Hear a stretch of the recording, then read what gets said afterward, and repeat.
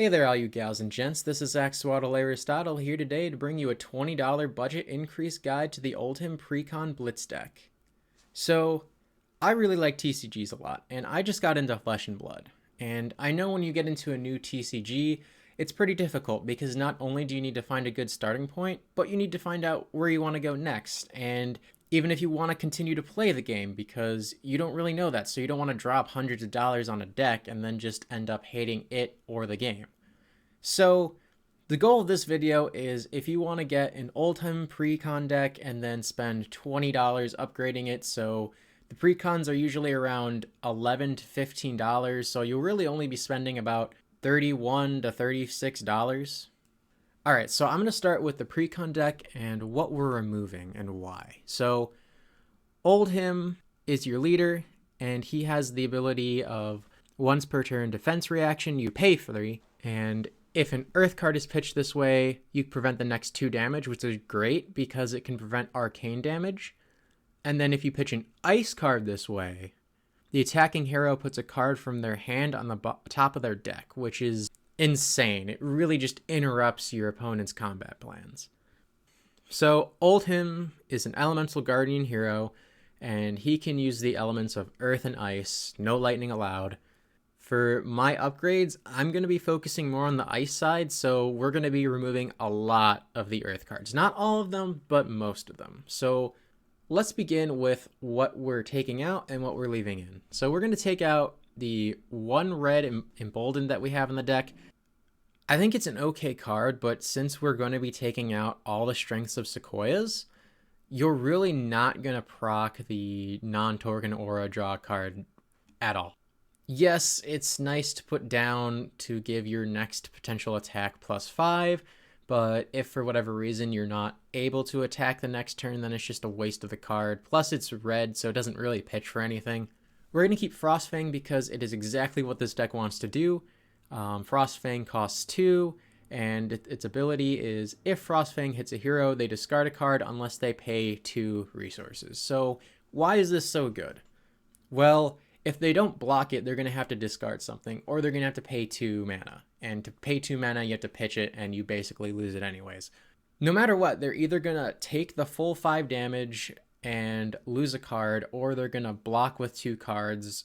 But really, no matter what, you're doing damage and you're making them lose a card. It's just amazing. We're going to keep Glacial Footsteps. This card is insane. It has Ice Fusion. It's a 6 cost, which is, I know, a bit big, but if it was fused, which to fuse, you reveal an Ice card from your hand, it gains Dominate, which means that your opponent can really only block with 1 thing, and it deals 10 damage. So if they can only block with 1 card, that could be, 2 or 3 defense, so 8 to 7 damage is going through no matter what, unless they have defense reactions, and then they're just literally going 2 or 3 cards and not going to be able to have a turn next turn, and you just get to go again. We're going to keep Snow Under. It's not the best card ever. It's a 3 cost Ice Fusion. If Snow Under was fused, it gains, if this hits a hero, create a Frostbite token under their control. For those of you who don't know, Frostbite tokens basically make their next action cost an additional resource. And this is what your deck wants to do. It wants to grind them out of the game. It wants to tax them out of the game. So your opponent having to pay 1 extra mana could just completely ruin whatever plans they had for their next turn. And the kicker is 7 damage is pretty big. So if they want to block all of it to prevent getting a token, they're going to lose 2 to 3 cards, and then they can't really do anything on their turn anyways. We're taking out Strength of Sequoia. We're not really using Earth, so the Earth Fusion doesn't really matter. It's red, so you can't really pitch it away for that much. And it just gives your next attack action just a nice +3, but our deck is more about taxing and not dealing extra damage with all these extra buffs. We're going to keep Thump. Thump is absolutely amazing, and it's going to be one of the key cards to the upgraded version. So Thump is 4-drop, and when Thump's attack is greater than its base attack, it has Dominate, so they can only block with 1 card, and if it hits them, they have to discard a card. So I'm sure you guys are seeing the theme here. So when you attack with Thump, you're going to attack when its attack is definitely going to be higher than its base. So they can only block with 1, and that's at least 7 damage, so they can't block all the damage. So they either take 7, or they block with 1 card and use their defense reactions, or they only block with 1 and take, 4 or 5 damage, and then they discard a card, so they're down 2 cards for their next turn. It's just amazing, and you'll see why it's even better when we get to the upgraded deck. So we're going to take Turn Timber out. Again, we don't really use the Earth side of the deck. We're usually focusing on Ice cards. You could make the argument that even if this isn't fused, it's still 2 mana, 6 defense, but we don't really need to focus that much on defense reactions when we're making them pay more mana and we're making them discard cards. Our whole strategy is going to be they don't have cards in hand, or they don't have enough resources to do things on their turn. We're going to keep Weave Ice. Weave Ice is 0-drop. The next ice or elemental attack action card you play this turn, which is the majority of the deck, is +3. If it's fused, it gains Dominate. And I'm sure by this point you all know what Dominate does. It's really amazing. The only card it's not going to affect in this deck, unfortunately, is Thump, since Thump is just a generic Guardian action. But having something like Frostfang Dominate, it's just going to be amazing, because then no matter what, it's going to be 8 attack. They have to block with 1, and then they'll end up losing a second card. We're going to keep Biting Gale. It's 2 cost, Ice Fusion. If it was fused, the attacking hero discards a card unless they pay 2. So it's sort of like Oldhim's ability, except in addition to making them basically discard a card, they also have 3 of their damage blocked. And that's a pretty good deal in my eyes. Next up is Polar Blast. It's a 1-drop, Ice action. Target opposing hero may pay 2 mana. If they don't, your next attack this turn gains Dominate. And we all know how good Dominate in this deck is.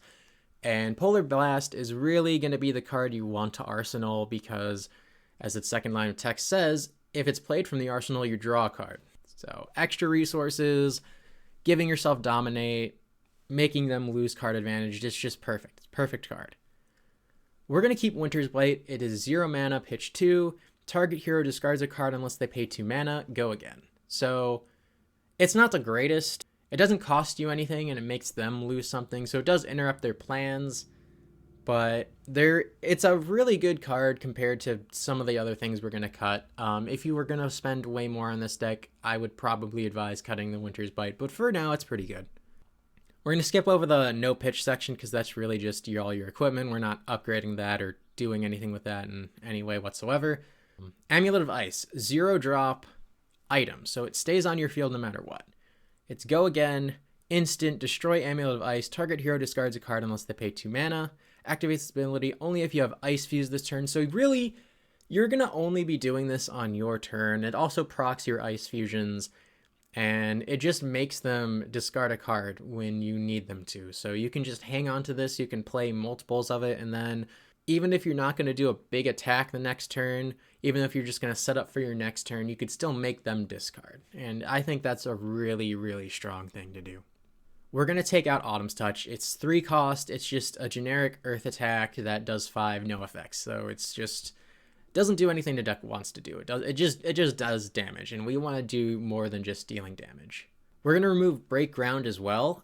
Again, we don't use Earth. It's 3 cost. You just kind of put a card from your arsenal on the bottom of your deck, and then you can draw a card. So it's an effect that you won't even proc all the time, and if you do, I mean, sometimes you really want the arsenal card, so yeah, this card just really isn't that good. It's basically just another Earth attack that doesn't really do anything. We're going to remove Earthlore Surge. So Earthlore Surge is a 2-drop action, Earth action. The next attack action card you play this turn gains +3. It's nice, it gives you a buff, but that's not our deck. Our deck wants to tax them, not just give ourselves buffs. We're also going to remove Entangle, because not only is it an Earth Fusion and we'll have like only 1 or 2 Earth cards in our final build, but its fusion effect is pretty bad, because it's dependent on if this card hits, and they could theoretically block it in 1 or 2, and all it really does is give their next attack just -2, and if you're facing something like a Chain or a Briar, they're going to be doing more arcane damage, so they don't really care about that. A lot of decks don't really care about that. Minusing attack really just isn't good, I think, in the meta. We're going to keep the Evergreen. I know it's Earth. I know it's basically just a generic attack. Yeah, its effect doesn't really do much. Like, you play it from Arsenal, you just put it on the bottom of your deck. I mean, I guess you'll get it eventually later in the game. The reason we're keeping it is because it is blue, it pitches for 3, so you're really only going to be using this card for pitching like 95% of the time. We already know that we're keeping the Glacial Footsteps. This is just blue, so it pitches for 3, and even though it's blue, it still swings for 8, which is amazing. Mulch, it's 4-drop. We're going to remove it because it's Earth Fusion. We don't really have anything to fuse it with. And then if it's fused, it just puts a card from the opponent's arsenal on the bottom of their deck. So it's just a situational card that doesn't really do everything 100% of the time it's played. So that's not really good. We're going to get rid of it. We already said we're going to keep the Snow Under. This one just pitches for 3. We already said we're getting rid of the Strength of Sequoia. And the final card we're going to remove is Winter's Grasp. It's a 2-cost ice attack action. It's just a generic ice attack. It doesn't even do that much damage. We can put way better stuff in. All right, so now we're going to move on to the final build. This is the final build with $20 of upgrades. The first upgrade you'll notice is Endless Winter. So Endless Winter is a 4-drop red card. It's an Oldhim specialization, so only Oldhim can run this card. It is Ice Fusion, it swings for 10, and its ability is, if it was fused, whenever the defending hero adds a defending card to this chain link, create a Frostbite token under their control. So if your opponent doesn't want to take 8 to the face, which in a format where you only have 20 life, that's probably going to be the case, they're usually going to defend with 1 or 2 cards, and then they'll create 1 or 2 Frostbite tokens, which means them playing a defense reaction or an instant card becomes really, really hard, because they probably won't have the cards to pitch for it. Its second effect is, if it hits a hero, until the end of their next turn, whenever they activate an ability, create a Frostbite token under their control. So that's anything. That's items, that's auras, that's equipment. It just taxes them even more. And remember, a lot of our cards in the deck give this card Dominate. So usually it's gonna hit for a chunk of damage and it's gonna tax them. It's just everything this deck wants to do. Perfect. It's a mythic too, so you get your little mythic fix instead of just having rares or commons. We added a second Frostfang because it's amazing. Actually, Frostfang is a theme throughout this deck, so we'll have 2 yellow Frostfang, we'll have 2 blue Frostfang. It's just such a great card, and it doesn't really cost that much to buy, only like less than $1. Also, the art is pretty sick. So remember how I said Thump was the most important card and it was going to be like a heavy hitter? That's because we're adding in 2 red pummels and 2 blue pummels. So Pummel is an attack reaction card that costs 2 and you choose 1. And in this deck, anytime you attack, you can choose the second one. We're not even going to worry about the first one. So the second one is target attack action card with cost 2 or greater gains +4 damage, and if this hits, the defending hero discards a card. So not only does it deal a huge damage buff, but it also makes them discard a card. And if we look at Thump, let's say, it didn't have Dominate before it attacked, but we pummel it after, they block with like 2 cards, giving it +4 damage, and then if it hits, which it more than likely will at this point, they'll discard the rest of their hand, basically. It just gives you an entire free turn. They cannot do anything their next turn. They'll take a huge amount of damage. It's just absolutely incredible, and I absolutely love it. We added in another Weave Ice because you have a lot of ice action and ice fusion cards, so this is perfect. The only card, again, it doesn't work with Thump, but it's still really good. We added a second Biting Gale because it's basically Oldhim's defense, but you get actual 3 defense instead of just taking the damage. So finally, moving on to pitch 3s, we have 2 blue Emboldens. I know I took out the red one because it really only pitched for 1, and this is a situational item. Like at the start of the game, you're not going to want to be playing Embolden. You're going to want to play Embolden when you're already ahead, because this is really just a buff card. So I'd say 80% of the time, you're just going to use this as pitch material for mana. We added in a second blue Evergreen, mainly because it pitches for 3, and sometimes you can get an okay attack out of it. And the final 2 cards we added were Weave Ice. We already know what Weave Ice does. This one just happens to pitch for 3. You're not really using it for the attack bonus. This isn't what this deck wants to do. it just wants to give it dominate. So when all is said and done, you'll have only spent $20 to upgrade this deck, and you'll have a pretty good mid-range to control deck. And this is just with first edition prices. So if you're viewing this video, a couple months later when Unlimited comes out, this will probably just, cost $10 or less. So that's really amazing. So I know that I said this was a $20 budget video, but if you have a bigger budget to spend, or if you're viewing this when Unlimited's out and everything's way cheaper, I'm going to give you a few extra cards that right now cost a bit more, but have some amazing effects. The first one I'm going to recommend is Tear Asunder. It is a 3-cost Guardian action. It gives your next Guardian attack this turn +1, Dominate, and if this hits a hero, they discard 2 cards. This is literally the entire deck in one card. It gets a damage bonus, it gets Dominate, and it makes them discard cards when it hits. Absolutely perfect. Next is Winter's Wail, which is basically just Oldhim's weapon. You could use it with any Elemental Guardian, but Oldhim is the only one right now. And it has pay 3 once per turn to attack. It attacks for 4. And if you pitch an ice card this way, it gains if it hits a hero, create a frostbite token under their control. And with all the ice cards in your deck, you're usually going to pitch one. Next up is Channel Lake Frigid. It is a 2-drop ice action aura with Go Again. Cards and activated abilities cost opposing heroes an additional 1 mana. So it's basically just a frostbite token on steroids. It stays on your field for a while. The kicker is it has Channel Ice. So at the beginning of your end phase, put a flow counter on it, and then destroy it unless you put an ice card from your pitch zone on the bottom of your deck for each flow counter on it. So you're really going to keep it around for probably 2 turns at most, but it's really just going to prevent your opponent from doing all the things they want to do. And if you combine that in addition with making them discard even just 1 card, they're basically not going to have a turn. It's just a perfect tax card. Next up is Blizzard. It costs 0 and it's an instant. And Blizzard is target attack loses and can't gain Go Again unless the attacking hero pays 2 mana. So Blizzard is a very situational card. You're not going to want to use it in every single matchup. It's more of a sideboard card against decks like Chain and Briar and Lexi that really want to stack Go Again and really want to have a lot of attacks, like 3 or 4 attacks per turn, because that'll just interrupt their entire attack chain. It'll just really make them struggle to actually keep going. Finally is Awakening. It costs 2, it's an instant, it has Earth Fusion, and I know we don't run a lot of Earth cards, but even without the fusion, it's still amazing. So the effect reads, if you have less life than an opponent, create Seismic Surge tokens equal to the difference. If it's fused, you basically just create twice that many.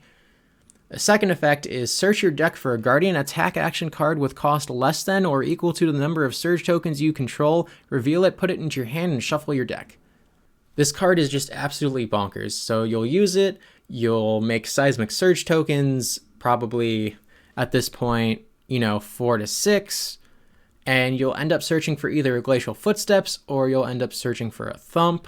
Probably more than likely a Thump since Thump costs less. And then you just get to cast it for free next turn and have all your resources to set up for your next turn.